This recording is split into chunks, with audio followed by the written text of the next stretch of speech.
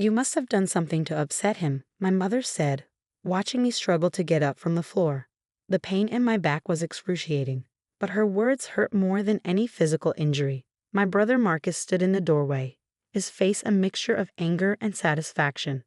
My name is Emma Collins, and at 24, I'd just experienced what would be the last time my brother would ever lay his hands on me. Though I didn't know it yet, that evening would change everything. I'd come home to help pack up my childhood home. My parents were downsizing and needed assistance sorting through years of accumulated memories. Marcus, my 28-year-old brother, had always been the golden child, despite his volatile temper and tendency toward violence. The incident started over something trivial. I'd moved some of his old sports trophies into a donation box.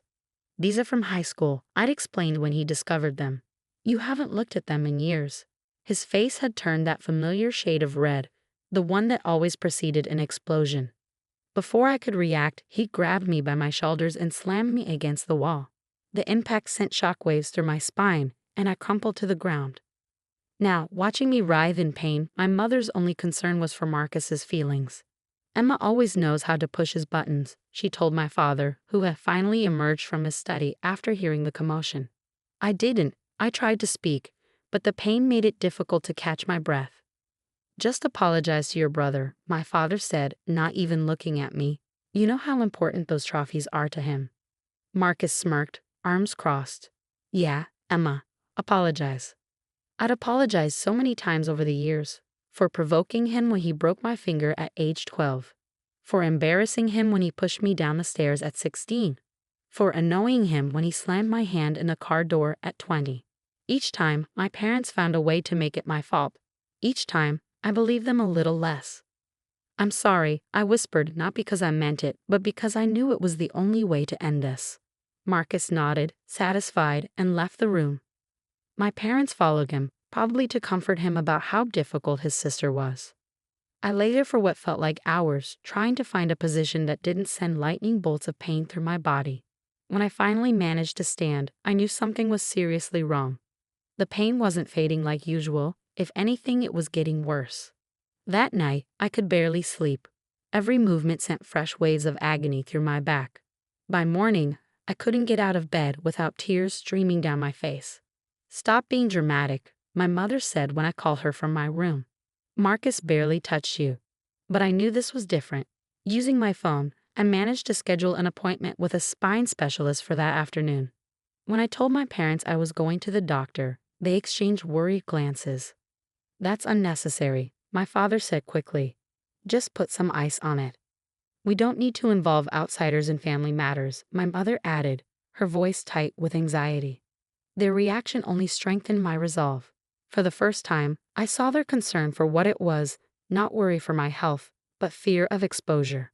The drive to Dr. Sullivan's office was excruciating. Each bump in the road sent jolts of pain through my spine. By the time I arrived, I could barely walk upright. The nurse who took my initial assessment frowned at my pain level rating. "And this happened yesterday?" she asked, making notes in my chart. "How exactly did you sustain the injury?" I hesitated, years of conditioning making me want to protect my family, but something in her kind eyes made me tell the truth. "My brother threw me against a wall," I said quietly. "My parents said I provoked him." She paused in her writing, looking at me carefully. "This has happened before." I nodded, and for the first time in years, I felt tears forming, not from pain, but from the simple act of being believed. Dr. Sullivan, a tall woman with silver hair and sharp eyes, ordered immediate x-rays and an MRI. As I lay in the imaging machine, I thought about all the times I'd hidden bruises, made excuses, convinced myself it wasn't that bad. When Dr. Sullivan called me into her office to review the results, her expression was grave. The images on her screen showed my spine in stark detail, and even to my untrained eyes, something looked wrong. "Emma," she said, her voice gentle but firm, "I need you to listen carefully. This injury didn't just happen yesterday. Your spine shows evidence of repeated trauma over many years. The latest impact has caused severe damage that requires immediate attention."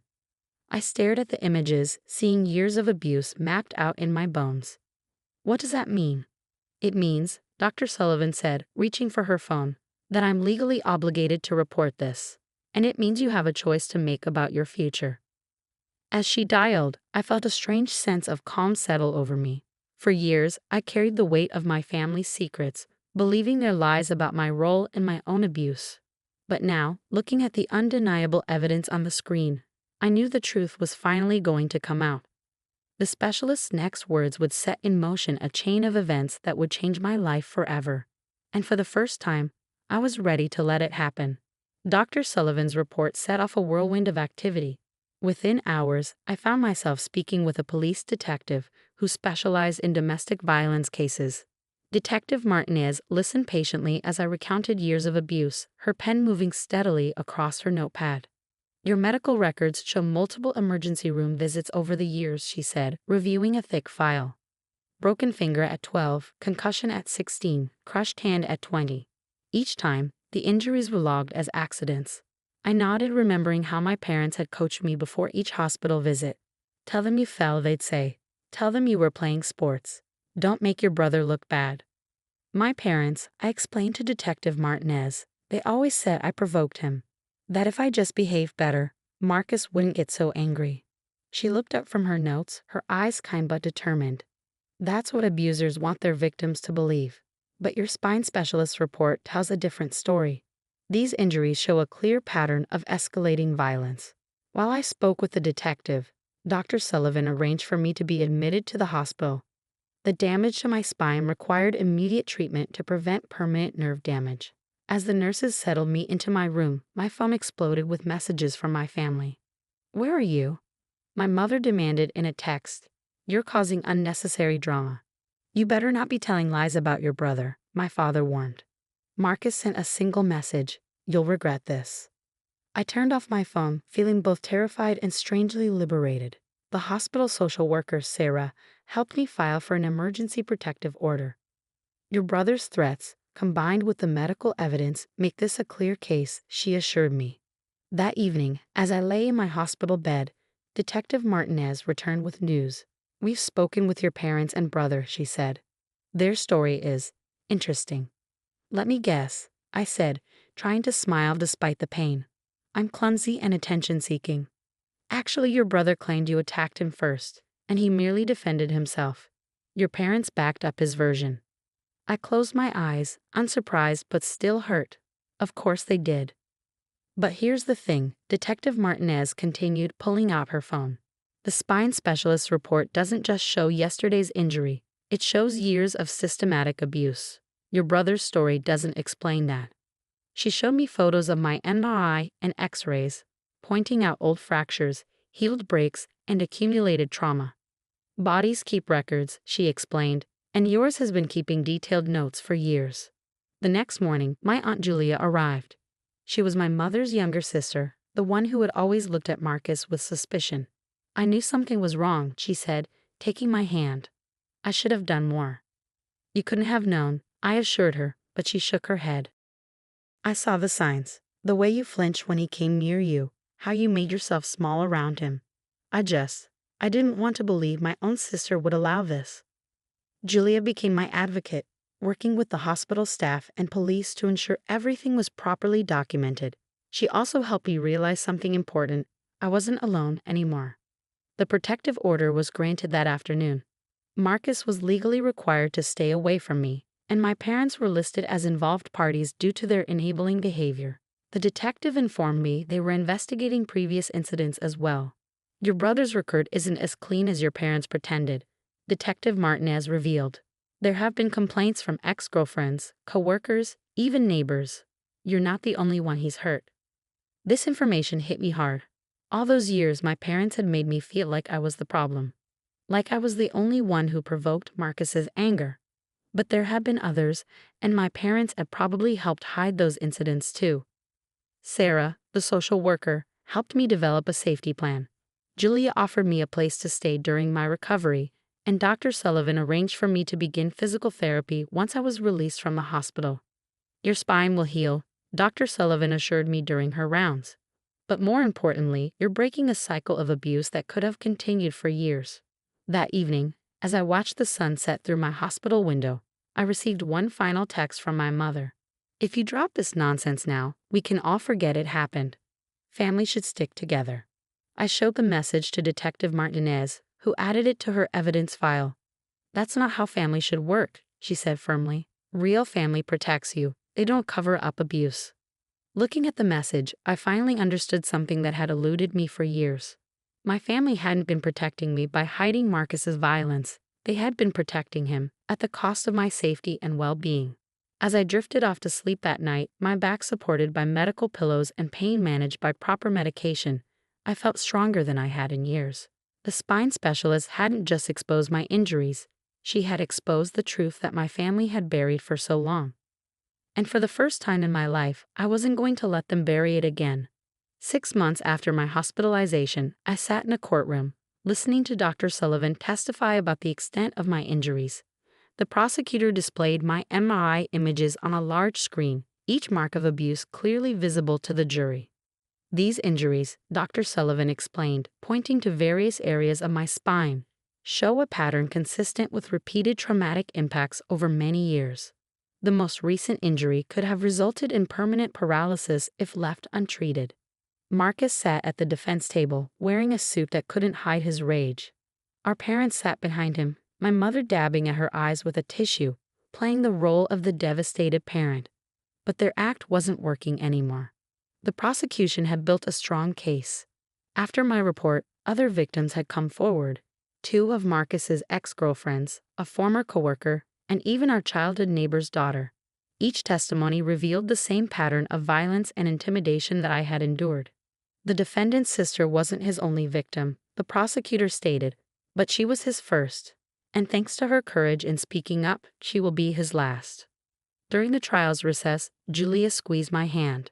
"You're doing great," she whispered. "I'm so proud of you." I've been living with Julia during my recovery, attending physical therapy 3 times a week. My back was healing, but more importantly, I was healing emotionally.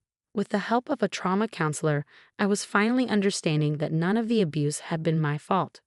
The defense tried to paint me as unstable, attention-seeking, and prone to exaggeration, but they couldn't explain away the medical evidence or the pattern of behavior established by other victims.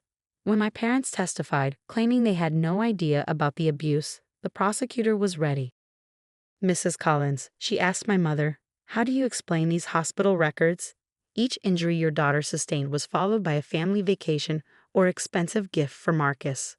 Were you rewarding your son for hurting your daughter?" My mother's facade cracked. "We were just trying to keep the peace," she whispered. The verdict came after 3 days of testimony, guilty on all counts. Marcus was sentenced to 8 years in prison, with mandatory anger management and psychiatric evaluation. My parents faced charges for child endangerment and obstruction of justice. As Marcus was led away in handcuffs, he looked back at me one last time. The hatred in his eyes no longer frightened me. I was stronger now, surrounded by people who actually cared about my well-being. 1 year after the trial, I stood in front of a group of domestic violence survivors, sharing my story.